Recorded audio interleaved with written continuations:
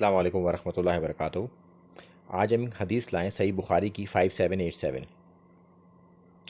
یہ حدیث ایڈریس کرتی ہے اس لباس کو جو ٹخنوں سے نیچے کا ہوتا ہے، اور یہ مردوں کے لیے خاص ہے، چاہے وہ ہمارا تہمد ہو، شلوار ہو، پاجامہ ہو، جبہ ہو، پینٹ ہو، یا کوئی بھی کپڑا ہو جو ہمارا ٹخنوں سے نیچے لٹکتا ہے، وہ حصہ جہنم میں ہوگا۔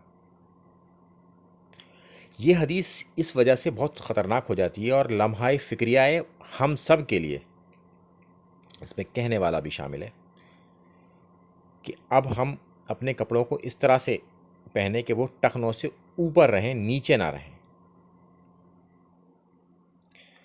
اور اگر کسی اپنے بھائی کو دیکھیں تو اسے اس طریقے سے، احسن طریقے سے سمجھائیں تاکہ اسے برا بھی نہ لگے اور بات بھی اس تک پہنچ جائے۔ کہیں ایسا نہ ہو کہ ہماری بات سے یا ہمارے ایکشن سے اسے ایسا لگے کہ ہم تکبرانہ بات کر رہے ہیں اور بات جھگڑے میں تبدیل ہو جائے، بلکہ ہمیں احسن انداز میں اپنے بھائی کو یہ بات بتانی ہے تاکہ وہ جہنم سے بچے، اس کا وہ حصہ جہنم سے بچ جائے۔